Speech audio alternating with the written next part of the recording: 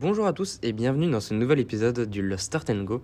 Aujourd'hui, toujours encore, je suis accompagné de Victor et Valentin. Comment allez-vous, messieurs? Ça va très bien, merci. Ça va très bien, merci. Aujourd'hui, on se retrouve pour un nouveau podcast. Donc cette fois, on va parler des dernières actualités, parce que ces derniers jours et notamment ces dernières heures, on a eu plein d'actualités. Voilà, c'est passionnant et voilà, excusez-nous pour nos voix. Hier, c'était la demi-finale France-Maroc, on a un petit peu gueulé. Mais voilà, bon épisode. Donc on va commencer cette actualité avec notamment le départ de Jost Capito, qui était le team principal de Williams, et sous soupçon de licenciement, il a dû quitter donc cette écurie. Oui, c'est vrai, on ne sait pas trop ce qui est arrivé, on ne sait pas s'il a été licencié, comme tu l'as dit. Après, c'est vrai que du coup, maintenant, on a une place de libre en team principal de Alfa Romeo. Donc ça pourrait être une possibilité. Ouais, après, on n'est pas sûr comme qu'il aille chez Alfa Romeo, parce que c'est arrivé plus tard que Fred Vasseur aille chez Ferrari. Mais bon, on sait toujours pas ce qui va se passer, parce que pour l'instant, il y a un poste vacant chez Alfa Romeo et chez Williams.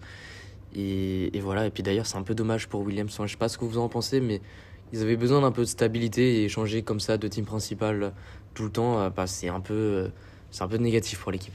Après, peut-être qu'avoir un meilleur team principal, un team principal qui change avec une méthode différente, Ouais, ça peut peut-être aller mieux, apporter hein. Ouais.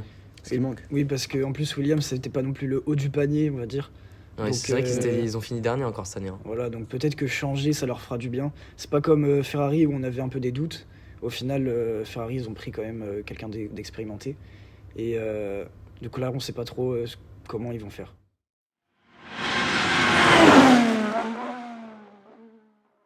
D'ailleurs, pour parler de Ferrari, on a appris il y a 2 jours sur le compte Instagram officiel de la F1 que Fred Vasseur, donc ancien team principal de Alfa Romeo, prenait la place chez Ferrari. Donc ça répond un peu à certaines questions qu'on avait pu se poser concernant l'avenir de Ferrari, puisque on savait pas trop si c'était une bonne idée qu'ils changent de team principal. Et au final, ils prennent quelqu'un qui s'y connaît très bien, qui est expérimenté. Donc C'est positif. oui, c'est plutôt positif. Ouais, et puis il faut savoir que Ferrari n'avait pas eu de team principal français depuis Jean Todt à l'époque, qui avait gagné, je crois, 8 titres de champion du monde. Et de pilote aussi avec Michael Schumacher. Donc voilà, donc je pense qu'il est plutôt assez bien vu de la part des tifosi de prendre un Français comme ça, parce que d'habitude Ferrari ils prennent plutôt des Italiens, parce qu'ils ont un peu confiance qu'en les Italiens, mais là c'est beau de voir un Français comme ça débarquer. Oui, en plus, Fred Vasseur, c'est un très très bon team principal. On l'a vu avec Alfa Romeo, il a fait une très belle saison, notamment, juste pour parler de 2022, il a fait une très belle saison. Et le mettre chez Ferrari, ça permet de rappeler aussi un peu de Todt, comme tu as dit. Et puis, permet aussi surtout de changer un petit peu la façon de voir les choses au sein de l'écurie. Ouais, puis c'est pas mal, parce que je sais pas si vous vous rappelez, mais c'est lui qui avait, je crois, recruté Hamilton en F2 à l'époque. Donc voilà, et puis là, en plus, il a de très bonnes relations avec Charles Leclerc. Donc je pense que c'est positif pour Ferrari pour l'année prochaine. Oui, puis c'est positif. Puis en plus, du coup, ça permet du coup que un Français, Fred Vasseur, très expérimenté, puisse aller chez Ferrari pour changer un peu la donne. Et puis en plus, Binotto, du coup, il est sorti. Est-ce que Binotto va remplacer, je sais pas, Alfa Romeo? Ça peut se faire aussi.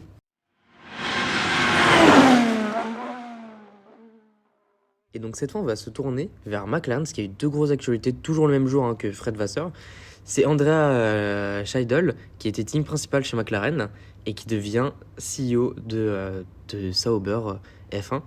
Et aussi, on a Andrea Schella, qui lui, par contre, était ingénieur pilote, il me semble, chez McLaren, qui va devenir team principal.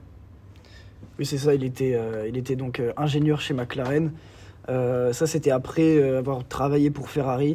Il a notamment été donc ingénieur pour Michael Schumacher. Voilà, c'est quand même Oui, pas des petits noms, quoi. C'est pas rien. C'est pas rien. Et après, donc, il a rejoint McLaren dès 2015. Et ça paraît assez logique que ce soit lui qui prenne la Les place. rênes. Oui, et puis ça reste quand même une personne donc d'expérimenté qui connaît bien l'écurie. Le mettre en team principal est une bonne chose, je pense, puisque du coup, il connaît quand même tout le fonctionnement. Alors, il connaît évidemment le métier de team principal, mais en plus, il connaît toute l'équipe, comment elle fonctionne, et donc il saura la manager pour les courses de 2023 au moins.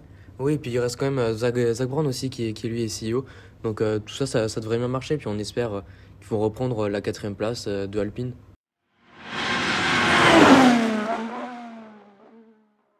Donc on va continuer avec la grille des teams principaux. Chez Red Bull et Mercedes, on garde les mêmes teams principaux avec Horner et Wolff. Alfa Romeo, on vient juste de le dire, il n'y a pas encore de nom qui a été annoncé. AlphaTauri, Aston Martin, Tost, Crack, ça ne change pas. Pour Ferrari, donc on a Fred Vasseur. McLaren, donc on a Stella. Pour l'équipe française, alors on a un team principal qui est roumain et américain, qui est Ceznafnauer. Et puis chez Haas, on a Steiner toujours et Williams. Comme on l'a dit tout à l'heure, le poste est toujours vacant. Voilà, donc il y a beaucoup de transferts cette année en termes de pilote ou de team principal. Voilà, il y a beaucoup. C'est une tournante, clairement, on peut le dire. C'est une tournante. Pour terminer ce podcast, on va parler de Schumacher. On vient d'apprendre qu'il a signé pour être 3e pilote chez Mercedes. Donc au final, on voit qu'il n'a pas quitté la F1, donc c'est plutôt bien pour lui. Oui, c'est bien. Franchement, ça aurait fait un peu mal au cœur de le voir quitter la Formule 1, mais il reste un petit peu. Il est pilote de réserve chez Mercedes, donc peut-être qu'il va revenir avec. On parle d'un retour de Audi. Enfin, Audi va venir en Formule 1 et que potentiellement Mick Schumacher va venir avec Audi parce que on sait, Mick Schumacher est allemand, Audi est allemand, et du coup, voilà, il préfère un pilote allemand avec eux. Donc pourquoi pas Mick Schumacher? Oui, comme tu as dit, ça peut être un peu blessant de l'avoir vu partir. Le revoir revenir en F1 en 3e pilote, c'est comme une bonne chose. Il va acquérir énormément d'expérience, même s'il ne va pas forcément piloter durant des courses. Il va quand même apprendre beaucoup de choses, surtout avec Hamilton et Russell. Donc non, ça reste quand même quelque chose de bien. Puis oui, peut-être Audi en 2026, donc il sera peut-être l'un des pilotes.